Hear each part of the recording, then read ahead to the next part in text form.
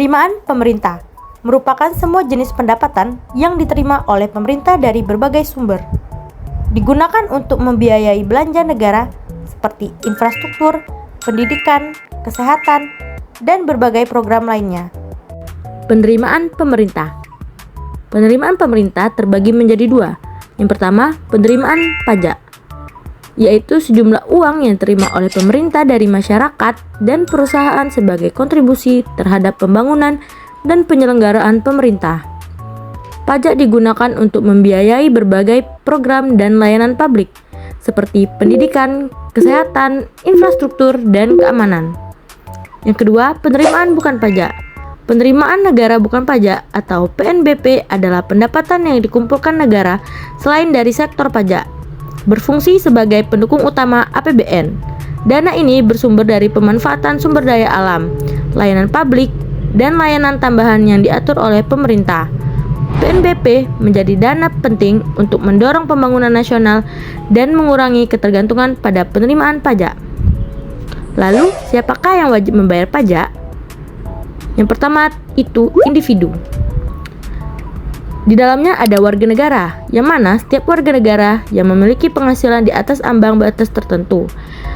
Lalu ada penduduk asing, orang asing yang memperoleh penghasilan di dalam negeri. Yang kedua, badan usaha. Perusahaan, entitas bisnis, baik yang berbentuk perseroan terbatas atau PT, firma, maupun usaha dagang lainnya. Koperasi, badan usaha yang dimiliki dan dikelola oleh anggota untuk kepentingan bersama. Instansi pemerintah. Beberapa instansi pemerintah juga dikenakan pajak, tergantung pada aktivitas ekonomi mereka. Yang kelima, organisasi non-profit. Beberapa organisasi non-profit yang melakukan kegiatan usaha tertentu dapat diwajibkan membayar pajak. Kemudian, siapakah yang pada akhirnya menderita beban pajak? Beban pajak pada akhirnya ditanggung oleh individu dan entitas di berbagai tingkatan, yang mencerminkan bagaimana pajak mempengaruhi ekonomi secara keseluruhan. Misalnya, konsumen seringkali mengalami kenaikan harga barang dan jasa akibat pajak tidak langsung seperti pajak pertambahan nilai atau PPN. Sementara karyawan menerima gaji bersih yang lebih rendah karena potongan pajak penghasilan, dan pemilik bisnis harus menghadapi pengurangan keuntungan yang dapat mempengaruhi keputusan investasi mereka, sehingga menciptakan efek berantai yang dapat membebani masyarakat, terutama kelompok berpenghasilan rendah, yang menghabiskan proporsi lebih besar dari pendapatan mereka untuk kebutuhan sehari-hari. Teori insiden pajak atau tax incident theory menjelaskan siapa yang sebenarnya menanggung beban pajak setelah pajak tersebut diterapkan. Teori ini membedakan antara insiden pajak langsung yang menunjukkan siapa yang secara resmi membayar pajak kepada pemerintah, dan insiden pajak ekonomi yang mengidentifikasi pihak mana yang benar-benar mengalami dampak finansial dari pajak tersebut dengan mempertimbangkan elastisitas penawaran dan permintaan yang mempengaruhi seberapa banyak beban pajak dapat dialihkan kepada konsumen atau pekerja. Adapun alur perekonomian dimulai dari rumah tangga keluarga yang menyediakan faktor produksi seperti tenaga kerja, lahan, dan modal kepada perusahaan dan masyarakat luar negeri sebagai imbalan. Mereka menerima upah, bunga, sewa, dan profit yang kemudian digunakan untuk membeli barang dan jasa serta membayar pajak kepada pemerintah. Perusahaan mengolah faktor produksi ini untuk menghasilkan barang dan jasa yang dijual kepada rumah tangga, pemerintah, dan masyarakat luar negeri. Dan pendapatan dari penjualan dikenakan pajak badan usaha. Dalam perekonomian terbuka, pemerintah berfungsi sebagai regulator produsen dan konsumen dengan memungut pajak, menyediakan jasa publik, dan melakukan belanja pemerintah. Masyarakat luar negeri berperan dalam ekspor impor dan pasar uang, di mana pendapatan yang tidak digunakan untuk konsumsi disalurkan ke tabungan atau investasi, dan transaksi luar negeri mempengaruhi kurs falas yang penting bagi kegiatan ekonomi. Kemudian ada insiden pajak. Jenis insiden pajak.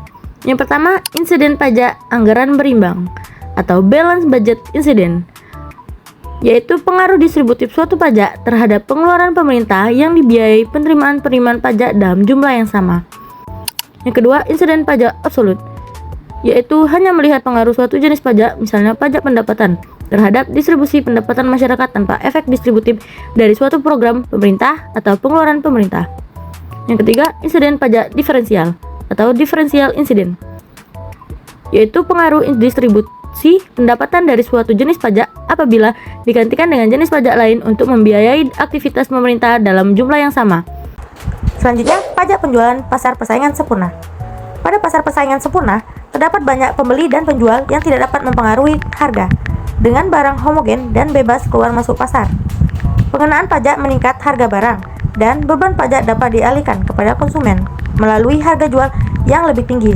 Menurut ekonom neoklasik, pajak pada korporasi tidak mempengaruhi struktur biaya produksi dan tidak menghalangi perusahaan mencapai keuntungan maksimum MR sama dengan MC. Dalam jangka panjang, keuntungan akan menjadi nol karena total biaya TC sama dengan total pendapatan atau TR, sehingga pajak perusahaan tidak diperlukan. Pasar ini ditandai dengan transaksi yang stabil di mana penjual dan pembeli memiliki informasi yang sama. Kemudian, pajak penjualan pada pasar monopoli. Dalam pasar monopoli, terdapat satu penjual dari satu produk yang tidak mempunyai alternatif produk pengganti. Oleh karena itu, pasar monopoli tidak ada persaingan dengan penjual lain. Pasar monopoli timbul akibat adanya persaingan kekuatan ekonomi oleh satu pelaku usaha yang mengakibatkan dikuasainya produk, sehingga menimbulkan persaingan usaha yang tidak sehat dan merugikan kepentingan umum. Kemudian, pajak penjualan pada pasar tidak sempurna. Pajak penjualan di pasar persaingan tidak sempurna, seperti monopoli atau oligopoli, dapat berdampak signifikan pada harga dan kuantitas produk. Contohnya, pajak penjualan yang dikenakan pada produsen monopoli, seperti PLN, kata Dinas Perdagangan Kota Palembang, akan meningkatkan harga dan mengurangi output karena perusahaan monopoli dapat meneruskan sebagian atau seluruh pajak ke konsumen. Lalu, pajak penghasilan. Pajak penghasilan dapat digolongkan dalam dua kategori, yaitu pajak pendapatan perseorangan dan pajak perseroan. Pajak perseroan pada persaingan sempurna. Pada pasar persaingan sempurna, pengusaha yang dikenakan pada pajak perseorangan tidak dapat mengalihkan beban pajak kepada konsumen dalam jangka pendek. Hal ini karena produsen tidak dapat mempengaruhi harga yang ditentukan oleh permintaan dan penawaran di seluruh industri. Pajak perseroan pada pasar monopoli. Bagi pengusaha di pasar monopoli, pajak perseroan tergantung pada motivasi keuntungan. Jika tujuannya adalah keuntungan maksimum, produksi ditetapkan di mana biaya marginal sama dengan penerimaan marginal atau MC sama dengan MR. Insiden pajak pendekatan keseimbangan umum. Pendekatan ini tidak saja melihat alokasi beban pajak pada sektor yang dikenakan suatu pajak, tetapi juga pada sektor-sektor lainnya yang berhubungan. Jenis pajak berdasarkan model keseimbangan umum. Yang pertama, pajak atas barang. Yang kedua, pajak pendapatan. Yang ketiga, pajak atas upah karyawan. Prinsip kemampuan membayar. 3 ukuran yang biasanya dipakai untuk mengukur kemakmuran seseorang atau kemampuan seseorang membayar pajak adalah: yang pertama, pendapatan, yang kedua, pengeluaran konsumsi, yang ketiga, kekayaan. Konsep kesamaan proporsional.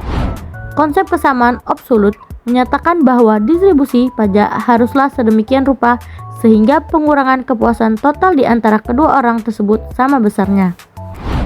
Konsep kesamaan pengorbanan marginal.